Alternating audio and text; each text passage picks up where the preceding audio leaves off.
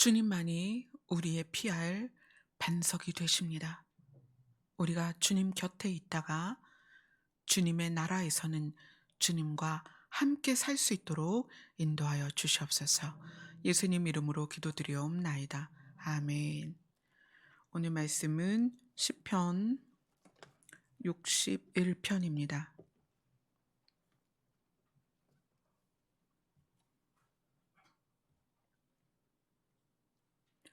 시편 61편 1절부터 8절까지입니다.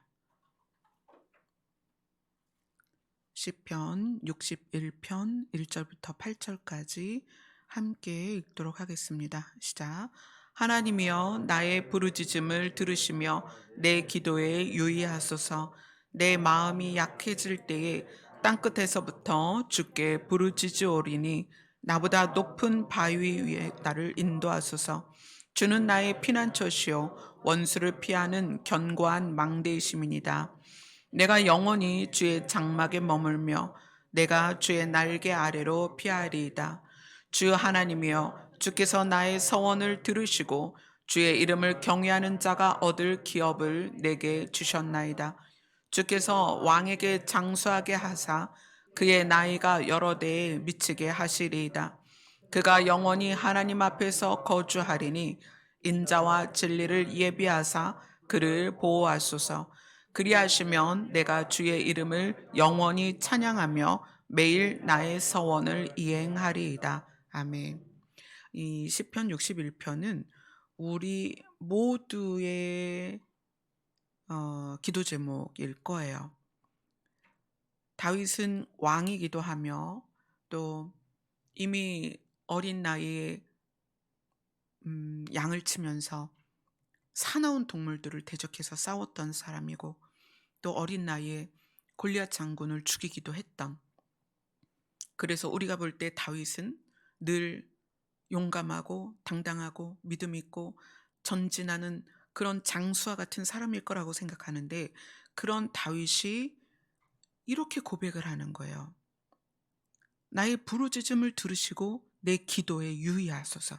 내가 지금 무슨 기도를 하고 있는지 들으시옵소서. 그리고 이렇게 시작합니다. 내 마음이 약해질 때에. 골리앗을 죽여서 그의 목을 잘랐던 다윗이, 한 나라의 왕이었던 다윗이 하나님 내 기도를 좀 들어보세요. 내 기도를, 그 내용을 하나님 유의해서 들어보세요. 나는 지금 어떤 상황이냐면 마음이 약해졌습니다. 이 얘기를 하는 거예요. 우리 모두가 그렇죠. 여러분들이 볼 때는 제가 여러분 앞에서 말씀을 여러분들에게 선포를 하고 또 어떤 대표로서의 역할을 하다 보니까 목사님은 안 그러실 것 같다라고 생각할 수도 있어요. 그러나 저도 늘 약해질 때가 있고 두려움 앞에 설 때가 있고 근심할 때가 있고 걱정할 때가 있고 혼자의 시간 안에서 그 혼자 깊이 빠져버릴 때가 있어요. 근데 다윗이, 하나님의 마음에 합했던 다윗이, 정말 하나님께서 기쁘게 여기셨던 다윗이 하나님 내 기도를 유의해서 좀 들어보세요. 지금 제가 무엇을 말하려고 하냐면 제 마음이 약해졌다는 걸 하나님께 말씀드리는 거예요. 우리가 순간순간 약해지고 또 부족감을 느끼고 그래서 좌절되는 그 시간에 다윗의 기도를 우리의 마음을 넣어서, 그래서 61편 1절 2절을 다시 한번 읽겠습니다. 같이 읽겠습니다. 시작. 하나님이여 나의 부르짖음을 들으시며 내 기도에 유의하소서. 내 마음이 약해질 때에 땅끝에서부터 주께 부르짖으오리니 나보다 높은 바위에 나를 인도하소서. 자, 이거는 이제 다윗이 알고 있어요. 정답은 알고 있지만 자기의 마음이 약해져서 힘이 없는 거예요. 그래서 땅끝에서부터 내가 완전히 좌절하고 넘어진 그 자리에서 여호와의 이름을 부를 테니까 나를 높은 바위, 어디냐면 나보다 높은 바위에 나를 인도하소서. 이것은 지금 내 생각으로는 내가 연약할 수밖에 없다. 내 지식으로는 지금 상황이 너무 힘들다. 내 경험으로는 지금 상황을 내가 이겨낼 수 없다. 하나님, 지금 내가 느낄 때에 지금 이 느낌은 정말 두렵습니다. 그래서 나보다 높은 바위라는 것은 내 경험이나 지식이나 감정이나 내 생각을 초월하는 자리에 나를 올려다 달라는 거예요. 지금 나의 경험과 지식과 감정이 나를 어떻게 땅끝까지 데려갔거든요. 완전히 깊은 수렁에 빠진 거예요. 내 마음이 약해졌습니다. 무엇에 의해서? 내 경험과 지식과 감정과 느낌이 나를 완전히 땅끝까지 내려가게 했는데, 나보다 높은 바위로 나를 인도하여 주옵소서. 이것을 초월하게 하여 주옵소서. 이렇게 지금 기도를 하고 있습니다. 이 부분에 있어서 우리가 언제 약해지느냐? 우리가 기준을 잃었을 때 약해져요. 저 자신도 그럴 때가 있고, 찬미와 저는 이제 늘 그런 부분을 이야기를 합니다. 찬미가 두렵게 여겨지는 부분, 또 어 극복하기 힘든 부분들을 저한테 얘기하면 저는 늘 기준을 알려줍니다. 자, 첫 번째 기준. 하나님은 신이시다. 우리가 아버지라고 부르는 분은 사람이 아니고 신이십니다. 근데 그 신은 뜻이 있어요. 하나님은 뜻을 갖고 계세요. 그 뜻이 뭐냐면 우리를 살리는 거예요. 결코 우리의 어떤 잘못이나 부족을 가지고서 우리를 혼내고 우리에게 벌 주고 그런 하나님이 아니라, 하나님은 사랑이시라. 하나님은 원래가 사랑이세요. 그 사랑이 하나님을 어떻게 움직이게 하느냐? 하나님이 우리를 살리도록 일하시게끔 한단 말이에요. 하나님은 사랑이시기 때문에. 그래서 우리가 세워야 될 기준 첫째는 하나님은 신이시다. 그다음 하나님은 우리를 살리신다. 어떻게? 반드시. 하나님의 사랑은 변함이 없기 때문에 하나님은 반드시 우리를 살리신다. 그다음 세 번째 기준은 뭐냐면, 하나님 스스로는 우리를 절대 버리시지 않는다. 버림받을까 봐 두려운 분들도 꽤 있어요. 제가 이걸 잘못했고 이렇지 못한데 하나님이 나를 버리시면 어떡해요? 하나님의 사랑은 변함이 없는데, 그 변함없는 속성이 하나님을 어떻게 행동하게 하느냐? 하나님은 우리를 결코 버리지 않는다. 우리가 하나님을 떠나지 않는 한 하나님은 우리를 절대로 버리지 않는다. 이것이 기준입니다. 다윗은 지금 이 두려운 상황이 본인의 죄일 수도 있고, 어떤 상황, 이스라엘보다 강한 나라들을 맞이했을 때의 그런 상황일 수도 있어요. 그래서 내 마음이 약해졌습니다.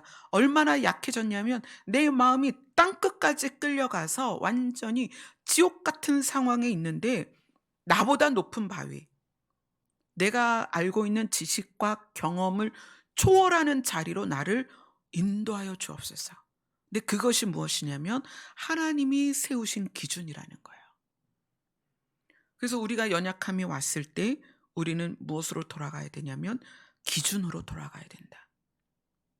그 다음에 우리가 연약함을 느끼고 두려움을 느끼고 걱정이 되고 근심이 되고 좌절이 됐을 때, 정말 우리가 생각에 매이고 붙잡히고 생각에 이끌려서 생각에 처참하게 붙들려 있을 때 우리가 무엇을 생각해야 되냐면, 나는 무엇을 의지하고 있는가.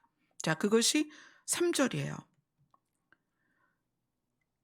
1절, 2절은 다윗이 자기의 기준에서, 자기의 경험으로 세운 기준에서 하나님이 세우신 기준으로 올라가려는 그런 기도였다면, 3절은 다윗이 지금 무엇을 의지하고 있는가를 스스로 점검하는 거예요.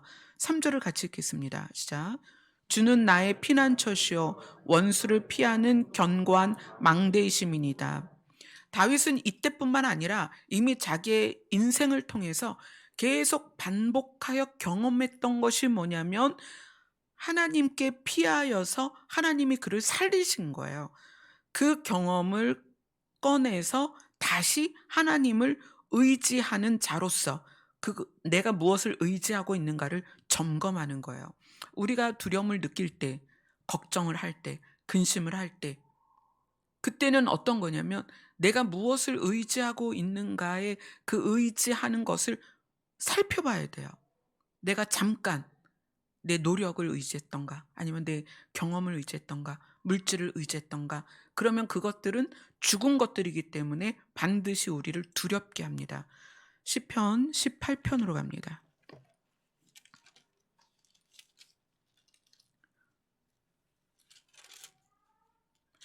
시편 18편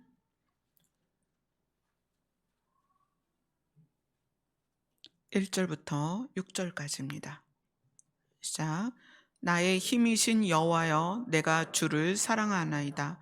여호와는 나의 반석이시여, 나의 요새시여, 나를 건지시는 이시여, 나의 하나님이시여, 내가 그 안에 피할 나의 바위시여, 나의 방패시여, 나의 구원의 뿌리시여, 나의 산성이시로다. 내가 찬송받으실 여호와께 아뢰리니 내 원수들에게서 구원을 얻으리로다. 사망의 줄이 나를 얽고 불의의 창수가 나를 두렵게 하였으며 스올의 줄이 나를 두르고 사망의 올무가 내게 이르렀도다. 내가 환난 중에서 여호와께 아뢰며 나의 하나님께 부르짖었더니 그가 그의 성전에서 내 소리를 들으시며 그의 앞에서 나의 부르짖음이 그의 귀에 들렸도다. 그 다음에 16절부터 19절입니다. 시작. 그가 높은 곳에서 손을 펴사 나를 붙잡아 주시며 많은 물에서 나를 건져내셨도다. 나를 강한 원수와 미워하는 자에게서 건지셨으며 그들은 나보다 힘이 세기 때문이로다. 그들이 나의 재앙의 날에 내게 이르렀으나 여호와께서 나의 의지가 되셨도다.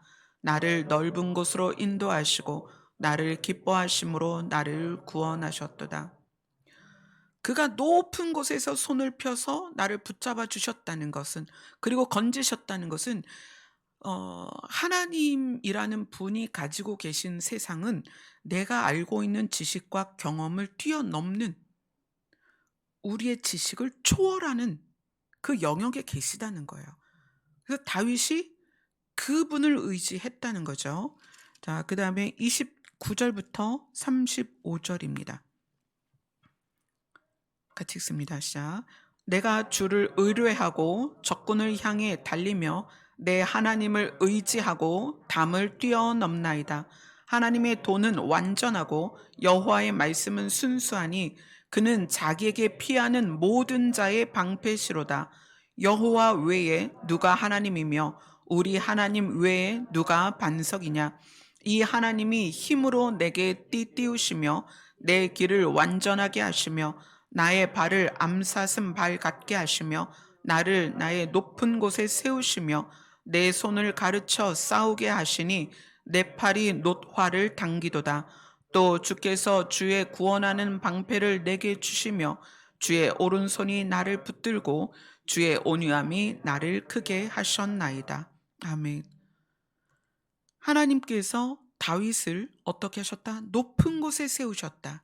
이것은 다윗의 경험으로, 물론 들에서 양을 치면서 사나운 짐승을 만나긴 했지만 골리앗 앞에 서는 거랑은 달라요. 골리앗은 무장한 군인이고 블레셋을 대표하는 용사였습니다. 그 용사 앞에, 훈련된 용사 앞에 다윗이 선다는 것은 우리의 지식으로나 경험으로는 불가능한 거였어요. 그러나 하나님은 어떻게 해서 다윗을 높은 곳에 세우셔서 우리의 지식과 경험을 초월한 자리에서 하나님의 살아계심을 드러내신다는 거예요. 이것을 경험해 온 다윗이 어떻게 오늘 시편 61편에서 하나님 앞에 그것을 고하는 거예요. 나보다 높은 바위에 나를 인도하소서. 예전에 하나님께서 나를 그렇게 하셨던 것처럼 내가 지금은 마음이 약해져서 내 마음이 땅끝까지 떨어져 있지만 내가 다시 그런 하나님, 어떤 하나님? 기준이 되시는 하나님, 어떤 기준? 나를 살리시는 하나님께 다시 기도하니까 내 기도에 유의하여 주옵소서. 귀 기울여 주시옵소서. 그리고 내가 그동안 누구를 의지했는가를 자기 마음 안에서 꺼낸 거예요. 주는 나의 피난처시요 원수를 피하는 견고한 망대이십니다. 이것이 시편 18편에서 다윗이 얼마나 아름답게 표현했던 거예요. 여호와는 나의 힘이십니다. 내가 주를 의지합니다. 하나님께서 나를 높은 곳으로 인도하십니다. 그렇게 표현을 했던 다윗이 자기가 지금 누구를 의지하고 있는가를 명확하게 3절에 써주고 있습니다. 그 다음 시편 61편 4절부터 8절까지는 무엇을 반복하고 있냐면 영원히라는 표현을 반복하고 있어요. 4절을 같이 읽겠습니다. 시작. 내가 영원히 주의 장막에 머물며 내가 주의 날개 아래로 피하리이다. 7절을 읽겠습니다. 시작. 그가 영원히 하나님 앞에 거주하리니 인자와 진리를 예비하사 그를 보호하소서. 8절을 읽겠습니다. 시작. 그리하시면 내가 주의 이름을 영원히 찬양하며 매일 나의 서원을 이행하리이다. 자, 이것은 뭐냐면 다윗이 자기가 연약해져서 마음이 땅끝까지 떨어져 버린 것 같은, 정말 땅끝은 이제 이 사람들이 이때 당시의 개념은 땅끝으로 가면 떨어져 죽는다고 생각하는 그 지옥과 같은 또는 형벌과 같은 사망과 같은 표현이란 말이에요. 자기 마음이 그렇게 가 있지만 자기의 경험과 지식을 뛰어넘는 하나님의 기준으로 자기를 끌어올려 주시기를 기도하면서 자기가 다시 누구를 의지하고 있는가를 마음에서 꺼낸 거예요. 그리고 4절부터 8절까지는 다윗이 이제까지 자기의 생명을 이끌어왔던 목표를 점검하는 구간이에요. 4절부터 8절까지는. 그래서 4절부터 8절까지는 다윗이 마음 안에서 늘 간구했던 게 뭐냐면 영원히 영원한 나라에서 영원한 곳에서 누구와 함께? 하나님과 함께. 그래서 4절은 영원히 주의 장막에 머물고 7절은 영원히 하나님 앞에 거주하고, 이건 이제 발전된 거죠. 하나님 집에 들어갔습니다. 그 다음에 7절에서는 그냥 하나님 집에 들어간 것이 아니라 하나님 앞에서 거주한다고 그래요. 삶을 산다는 거예요. 하나님과 함께 사는 삶. 그리고 8절은 영원히 무엇을 한다? 찬양을 한다. 이 얘기는 영원한 하나님의 나라에 가서 하나님과 함께 하나님을 찬양하며 살겠다라는 다윗의 최종적인 목표를 명확하게 써놓은 거예요. 이것은 왜 이 부분이 필요하냐면 우리가 두려움을 느끼는 그 부분에서 가만히 살펴보면 우리가 목표를 잃었을 때요. 또는 목표를 잘못 설정했을 때요. 만약에 여러분들이 목표를 내 병이 낫는 거다라는 목표를 갖는다면 이것이 얼마나 한시적이냐면 우리는 이제 뭐 예수님이 곧 오신다라고 우리가 알고는 있지만 그 기간이 얼마나 될지 몰라요. 그 기간 동안에 우리는 계속 몸이 약해집니다. 점점 우리는 몸에 병이 생겨요. 이거는 우리가 뭐 죄를 지어서 뭘 잘못해서 회개하지 않아서 라기보다는 이 세상의 규칙이에요. 시간이 지나면 잎이 시들고 꽃이 마르는 것처럼 우리는 그렇게 시들어갑니다. 우리는 약해져요. 병들어갑니다. 이건 당연한 거예요. 그런데 만약에 우리가 건강한 걸 목표로 하면 우리는 계속 두려움이 증가할 수밖에 없어요. 만약에 우리가 가족들이 평안하게 사는 거를 목표로 한다면 우리는 계속 두려움에 쌓일 수밖에 없어요. 왜냐하면 이 세상은 사건도 많고 사고도 많고 어려운 일들이 너무 많아요. 평탄할 수 없다는 얘기예요. 하나님 안에서 누리는 평안은 하나님이 주시는 평안이지 세상은 그렇지 않아요. 얼마나 많은 일들이 있어요. 남편이 실직할 수도 있고 아이들이 공부를 잘 못해서 또는 아이들이 열심히 했는데 원하는 어떤 수준에 도달하지 못해서 좋은 대학에 가지 못해서 정말 너무나 많은 일들이 있거든요. 그래서 우리가 우리의 목표를 우리 눈에 보이는 가시적인 것에 세우면 우리는 반드시 힘들어집니다. 마음이 약해질 수밖에 없어요. 두려워질 수밖에 없어요. 근데 다윗이 지금 왕으로서 살면서 이스라엘의 강대함 또는 자기 왕권의 강화 또는 이스라엘의 부유, 거기에 목표를 둔 것이 아니라 다윗의 목표는 뭐였냐면 영원한 것에 있었다는 거예요. 영원한 나라에서 하나님과 함께 거기에서 살면서 하나님을 찬양하는 것이 다윗의 궁극적인 목표였다는 거예요. 다윗이 마음이 약해진 상태에서 하나하나를 지금 점검하고 있어요. 첫 번째는 자기의 기준을 점검하는 거예요. 그래서 자기의 경험과 지식을 뛰어넘는 자리로 나를 올려 주십시오. 내 기준, 내가 보고 있는 것으로 기준을 삼았을 때는 마음이 약해지는 거거든요. 그다음에 자기가 무엇을 의지하고 있는가를 점검하는 거예요. 나는 하나님을 의지하고 있습니다. 시편 18편에서의 그 고백들, 주옥 같은 그 고백들을 다윗은 다시 꺼내는 거예요. 그래서 주는 나의 피난처시요 원수를 피하는 견고한 망대이십니다.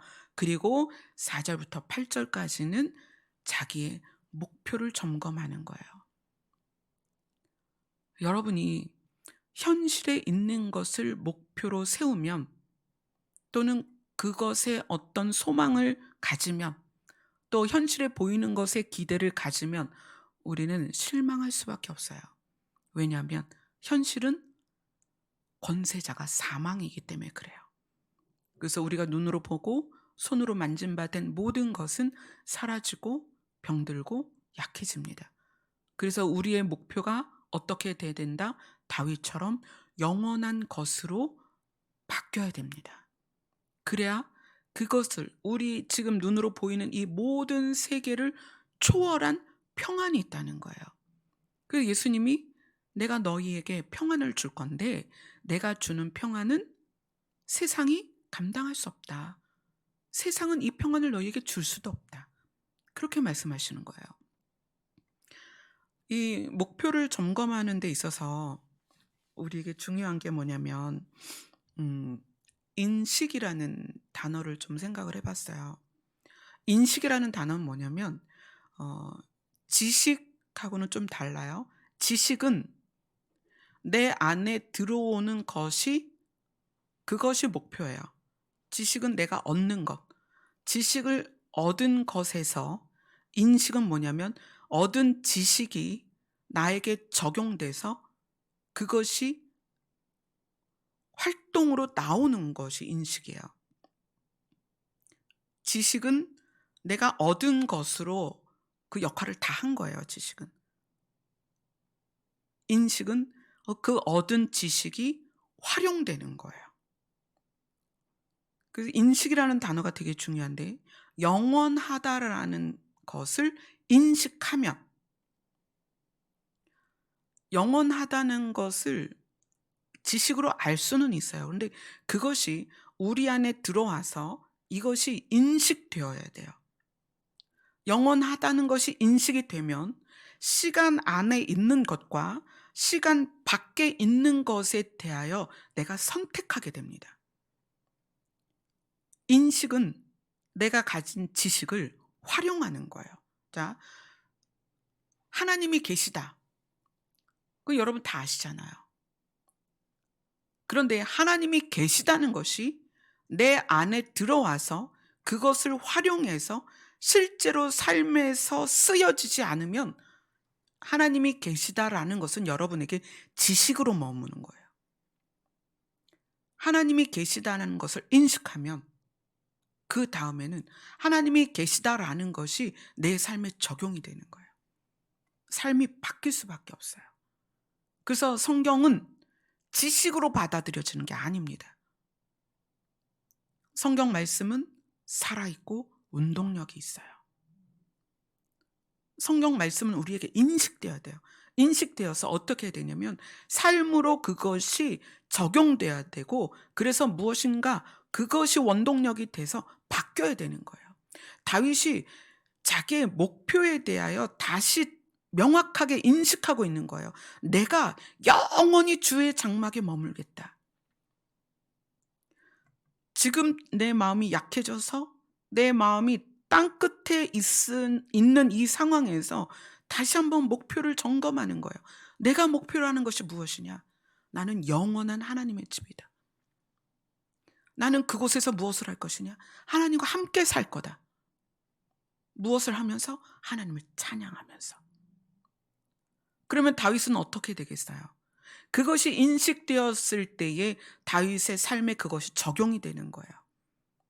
대적이 오든 사울이 바울을 죽이러 오든 그것에서 떨쳐 일어나는 거예요. 아들이 자기를 죽이려 하든 자기의 충신이었던 자들이 반역을 해서 창을 들고 다윗을 죽이려 하든 그 어떤 상황에서도 본인의 목표가 무엇인가를 인식할 때 삶이 바뀌는 거예요. 그 인식은 굉장히 중요합니다. 하나님은 우리의 지식에 머물러 있을 때는 능력이 없어요. 그러나 우리가 하나님이 계시다는 것이 인식되어서 그것이 내 삶에 적용될 때 정말 너무나 많은 부분들이 바뀔 수 있습니다. 다윗처럼 골리앗 앞에 설 수 있는 거예요. 창으로 무장한 장수 앞에 물맷돌 5개를 가지고 그 앞에 설 수 있는 거예요. 오늘 새벽에는 찬미랑 이제 그런 얘기를 했어요. 찬미가